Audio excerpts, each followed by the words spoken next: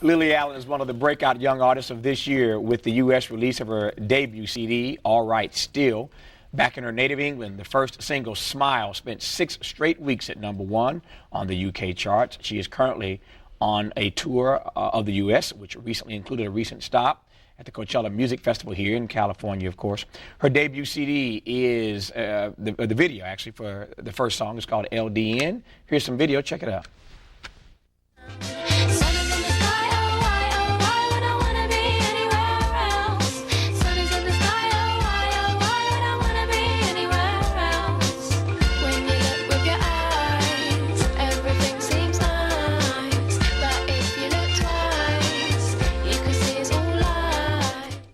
So Lily, based on what I had seen, I expected you to come in a very nice dress, which you do have on, but some tennis shoes, and you have real shoes on today. I did have some tennis shoes. They're sitting on the floor over there. You took them off? I took them off. You shouldn't have. Oh my God! You should have kept them on. I expected to see you in a nice dress. It was nice to see you, though. Thank you. What do you make of all this success, and now you're loved here in the U.S. even? Really? That's nice to know. It's amazing, you know. It's something that I never really expected, and I just kind of, I made this album thinking it was going to be a really small underground thing in the UK, and it kind of exploded and did much better than anybody thought, I think, you know, including my record company. And yeah, I mean, it's just been really overwhelming, but really, really great. There's a fascinating story that we have all read now about your success. Speaking of this underground thing you thought this was going to be and it exploding. Tell me about how you used your MySpace page to kind of put this out there.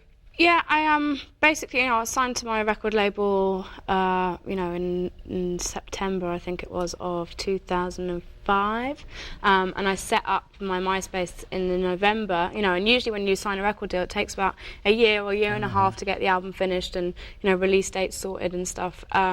But then I set up this MySpace and things just kind of snowballed into this huge, really successful thing, and we didn't even have an album finished. I just kind of posted a few tracks that were demos, really.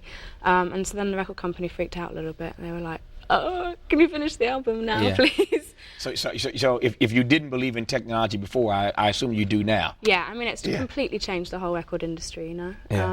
And I think obviously record companies are a bit nervous because they're not making as much money, but artists should be very excited, I think, and it's a new era. Now you sound like Prince. Really? He's preaching that sermon all the time, which I love to hear him preach. That's another issue, though. And by the way, Prince is coming to the UK. He's going to London for 30 days. He was there. I mean, I was meant to go and see him play in concert the other night, but I missed it. Yeah. Tell me about this song, Smile. This is the one that everybody's talking about, which is a song that kind of talks about your pleasure, your delight in seeing an ex-boyfriend in some pain, maybe? Yeah.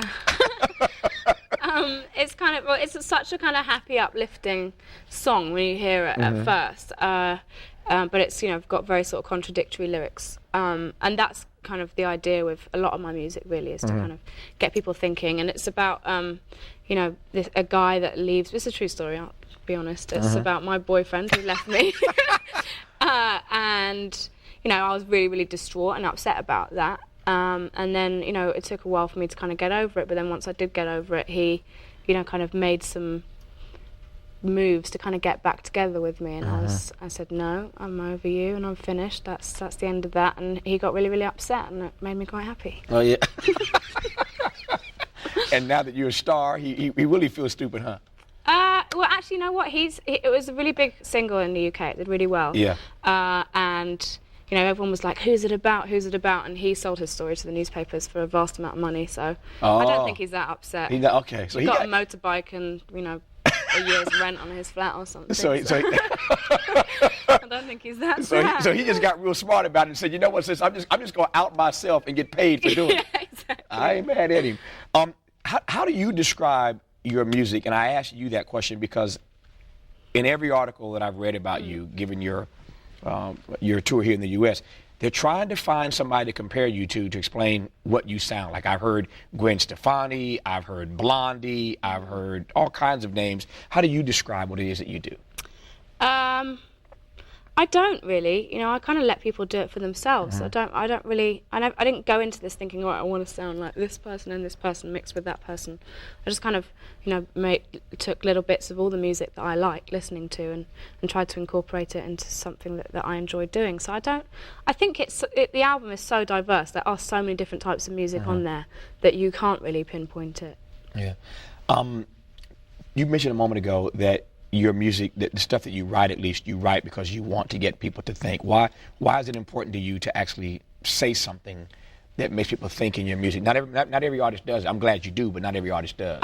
Just because I think, as a young kid growing up in the society in which we're growing up in these days, it's kind of, it's all about consumerism and marketing, and I think it's just quite a depressing world to be living in, really. And I think that music is one of the great pleasures that we have in life left. And I don't really think that doing sexy dance moves and taking your clothes off and saying, "Ooh, baby, you make me crazy, can I be your lady, baby," is music, really, and is inspiring and encouraging to young women in throughout the world. And I wanted to do something that was, positive and that actually meant something, and kind of, it's more like, what people used to enjoy in the olden days.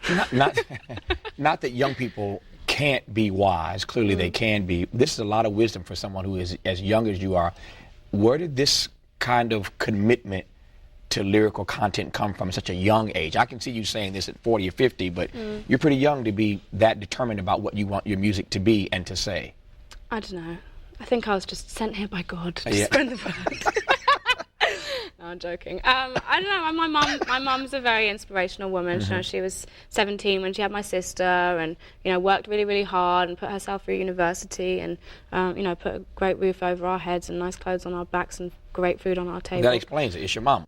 How important is it when you are in the UK?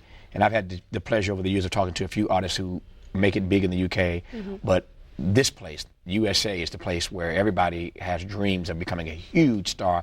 Was it important to you? Is it important to you to be a hit here in the USA? And if you weren't, would you be happy with being a star just in the UK? Yeah, totally. I mean, I have a huge amount of fans in the UK and throughout Europe, and now I have fans here as well. I mean, it's never really been about having a long and successful career for me. It's about, doing something that is making me happy at this precise moment.